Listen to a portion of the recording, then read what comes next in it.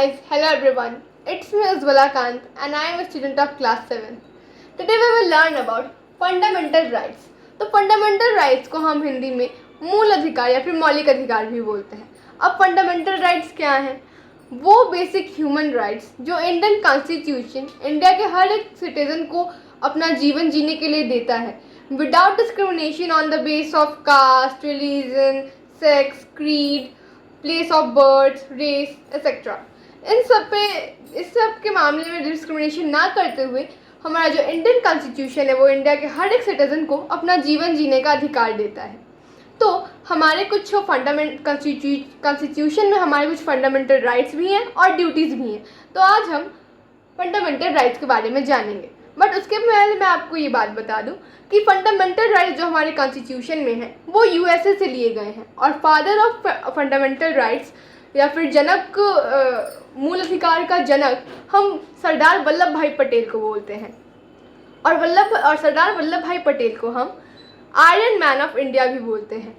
Fundamental right का जिक्र हमारे कॉन्स्टिट्यूशन के पार्ट 3 में हुआ है और दैट्स वाई हमारे कॉन्स्टिट्यूशन के पार्ट 3 को हम मैग्ना कार्टा ऑफ इंडिया भी बोलते हैं. और फंडामेंटल राइट्स का जिक्र आर्टिकल 12 टू 35 के बीच में हुआ है. तो हमारे इंडियन कॉन्स्टिट्यूशन में 6 टाइप्स के फंडामेंटल राइट्स हैं. वो फंडामेंटल राइट्स हैं, first right to equality, article 14 to 18. तो आर्टिकल 14 टू 18 में राइट टू इक्वालिटी का जिक्र हुआ है. राइट टू इक्वालिटी नाम से ही पता चल रहा है समानता का अधिकार. इट मीन्स इंडिया के किसी भी इंडिया के सारे सिटीजन्स लॉ के नज़र में, कानून के नज़र में सभी इक्वल हैं. उनको उनके caste, religion, religion, sex, birth place, creed, race, इन सब के बेसिस पर डिस्क्रिमिनेशन नहीं किया जाएगा. सबको इक्वली ट्रीट किया जाएगा. तो ये हमारा है right to equality, article 14 to 18. Second right हमारा right to freedom, article 19 to 22. तो आर्टिकल 19 टू 22 में हमारे राइट टू फ्रीडम का जिक्र हुआ है. नाम से ही पता चल रहा है फ्रीडम. फ्रीडम मतलब क्या? आज़ादी. तो इंडिया के सभी सिटीजन्स को चारों तरफ घूमने का, कहीं पे भी बसने का, इंडिया में कहीं पे भी बसने का पूरा अधिकार है. उनको पूरी आज़ादी है. तो ये राइट टू फ्रीडम है. अब इसका मतलब ये नहीं है कि आप किसी और कंट्री में जाओ और आप बोलो कि भाई मेरे को तो राइट टू फ्रीडम है. ये बस इंडिया में ही लागू होता है. थर्ड राइट है हमारा right against exploitation, article 23 to 24. तो आर्टिकल 23 और 24 में हमारे राइट अगेंस्ट एक्सप्लॉयटेशन की बात की गई है. राइट अगेंस्ट एक्सप्लॉयटेशन नाम से ही पता चल रहा है. एक्सप्लॉयटेशन मतलब क्या? शोषण. इट मीन्स अगर आपको कहीं भी एक्सप्लॉयटेशन फेस करना पड़ रहा है, आपका कोई शोषण कर रहा है, तो आपके पास पूरी आज़ादी है कि आप उसके खिलाफ आवाज़ उठा सकते हो. इसका जिक्र आर्टिकल 23 एंड 24 में हुआ है. फोर्थ राइट है हमारा right to freedom of religion. अब रिलीजन मतलब पूजा पाठ. अगर आप इंडिया के सिटीज़न हो तो आपको कुछ भी डिस्क्रिमिनेशन नहीं किया जाएगा. आप एकदम फ्री हो कि आप कोई भी अपना रिलीजन फॉलो कर सकते हो. बिकॉज इंडिया क्या है, वो एक सेकुलर कंट्री है.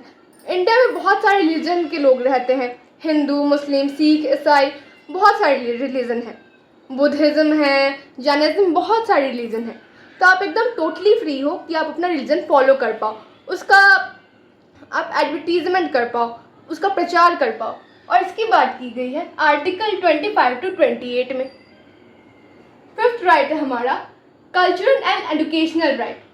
तो आपको इंडिया के सारे सिटीजन्स को पूरी आज़ादी है कि वो अपना कल्चर फॉलो कर पाएँ. पूरी आज़ादी है कि वो नो मैटर वो किस caste, religion, birth place, race, creed, ये कुछ मैटर नहीं करता. उनको डिस्क्रिमिनेशन फेस नहीं करना पड़ेगा. वो जितना हायर चाहे उतना हायर एजुकेशन ले सकते हैं. इसकी बात की गई है आर्टिकल 29 और 30 में. सिक्स्थ एंड लास्ट राइट है हमारा right to constitutional remedies. It means constitutional remedies. Remedies मतलब क्या? उपाय. इट मीन्स आप अगर इंडिया के सिटीज़न हो तो आपके पास जाहिर सी बात है कि ये 5 राइट्स आपके पास ज़रूर होंगे. तो अगर आपको ये 5 राइट्स नहीं मिल रहे हैं और आपको ये राइट्स चाहिए तो आपके पास पूरी आज़ादी है कि आप कोर्ट का दरवाज़ा खटखटा सकते हो राइट टू कॉन्स्टिट्यूशनल रेमेडीज़ के थ्रू। आपको ये जो राइट्स हैं आपको मिल सकते हैं। आप चाहो तो आप सुप्रीम कोर्ट तक भी जा सकते हो। इसकी बात की गई है आर्टिकल 32 टू 35 में।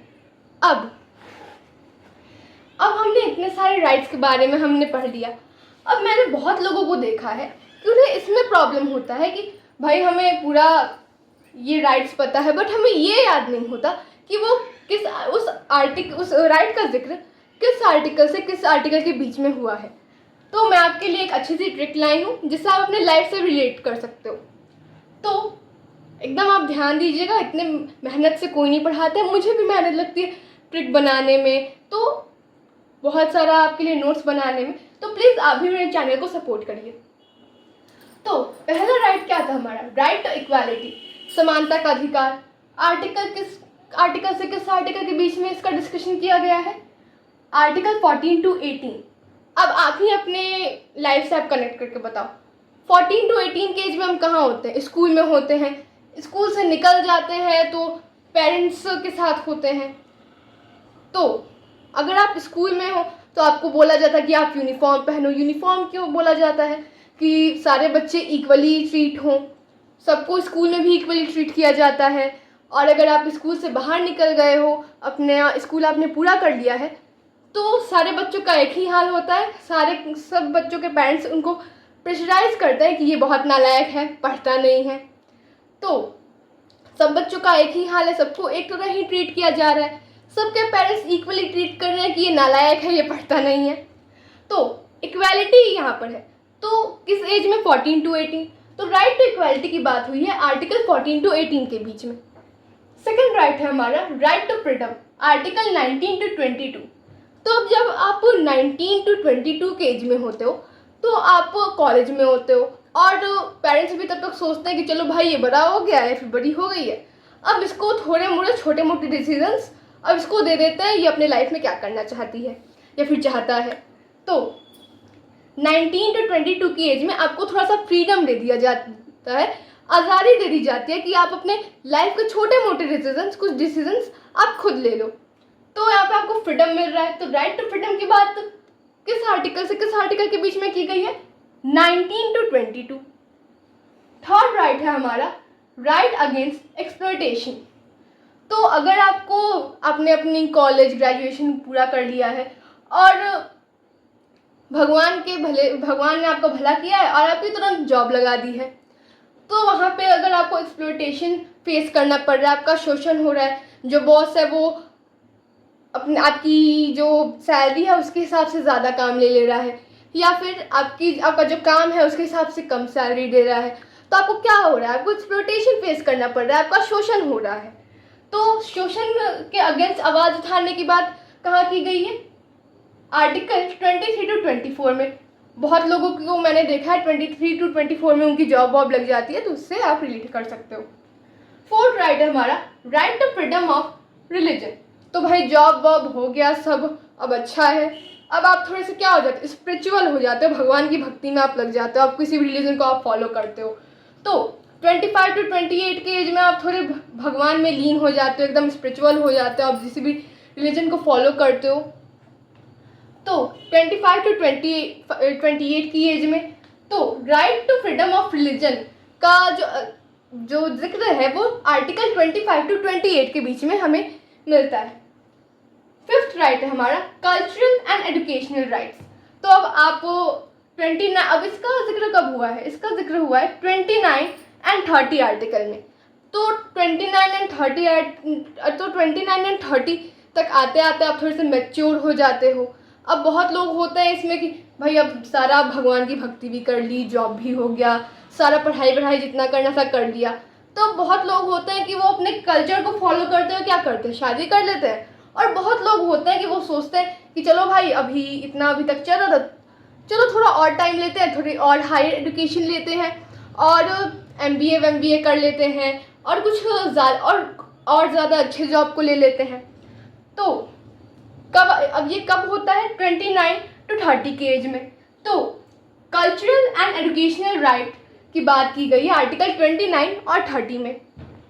सिक्स्थ राइट है हमारा राइट टू कॉन्स्टिट्यूशनल रेमेडीज।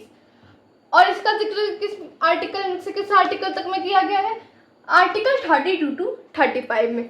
तो 32 टू 35 की एज में आते आते आपको लगभग अपने लाइफ की जितनी भी समस्याएं होती हैं उसका उपाय मिल जाता है, रेमेडीज़ मिल जाती हैं।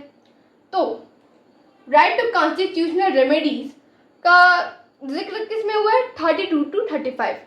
आई होप कि आपको आज की वीडियो अच्छी लगी होगी और जिस ट्रिक को मैंने दिया है उससे आपको ये जो फंडामेंटल राइट्स हैं वो मेमोराइज़ करने में इजी होगा और आपको इजीली आप इसे मेमोराइज़ कर पाओगे।